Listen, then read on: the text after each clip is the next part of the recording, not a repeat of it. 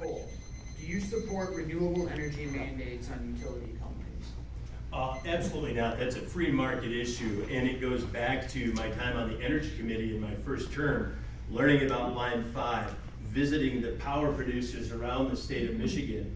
I'm deeply concerned with electrification and mobility in this state, how we're going to produce the electricity and the energy that's necessary for the residents of this state. We need a stronger, more robust grid. We need consistent base load generation. During my time in office, the Alpine power plant down in Elmira came from groundbreaking to coming online. They never expected that peaker plant, if you will, to be running as much as it's running right now. In fact, they could build 2 or 3 other Alpine power plants, and it would not even scratch the surface on this green agenda that we see happening across the state under Gretchen Whitmer's administration and this federal administration. I'm strongly supportive of energy independence, energy freedom, and that's why I stand where I stand on Line 5, and it comes through communication and relationships to win the day. A majority matters in the House of Representatives and in the state Senate. I'm the only candidate with the experience to actually pull these things through and demand that Michigan remain a free and private industry state when it comes to energy. We also need a more robust connection to the Upper Peninsula. Electricity works better on a loop than a dead end in our peninsulas. Thank you. George Randall.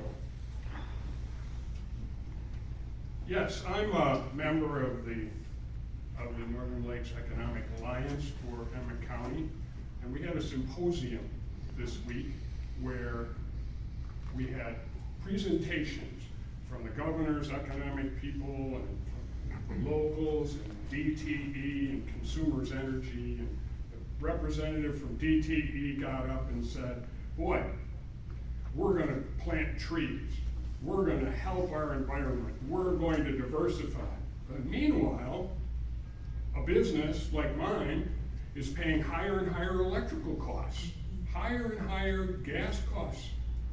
What are we to do about that? Well, the green agenda is something that has forced the energy companies to react and to build windmills and to build batteries, and it's totally backwards. We should be 100 years we've been providing electricity, and the prices keep going up. What's going on? We have monopolies in Michigan that drive prices up continually, and who all suffers? Business owners, individuals, high gas prices, high electricity prices, and the green agenda isn't doing anything to help out our environment. What really helps out our environment is modernizing and using natural gas for generating power, as we have 200 years worth of natural gas. Thank you. Representative Moose. Yeah, I actually am the only candidate up here with the experience in the real world to challenge this narrative and to even understand what's actually driving it. Recognize this narrative is an anti-capitalist narrative. These are not people who just really want to protect the environment or really like clean water. We like clean water too. Nobody wants to pollute here, but this is a chance to, an attempt to undermine our whole method of industry and our whole capitalist system. Now, these mandates feed a false narrative. They feed into false narrative, so I am dead set opposed to them.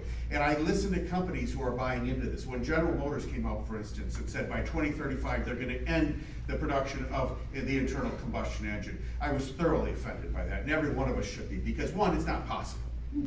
But two, they get all the good PR right now of aren't we wonderful.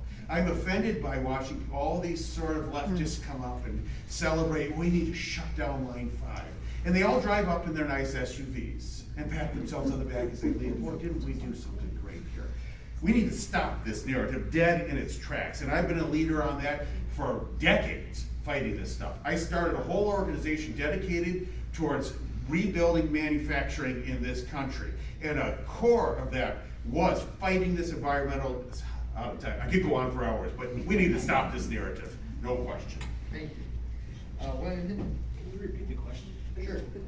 Do you support renewable energy mandates on utility companies? I support No, I don't, no. We need to continue to use oil and natural gas for our energy. Also, oil, if you think about oil, there's no way we can live a day without oil. If you think about it, I mean, everything you touch, you wear, your clothes, your phone, computers, everything, we live with oil. If we took away oil, we would probably make it for maybe 24 hours, hardly.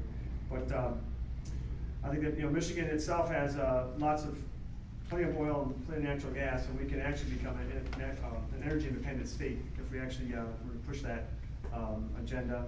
And that's something I think that I would support doing, and not have to rely on, you know, outside oils or natural gas, and actually become independent, and that would really, I think, help our economy in a big way. So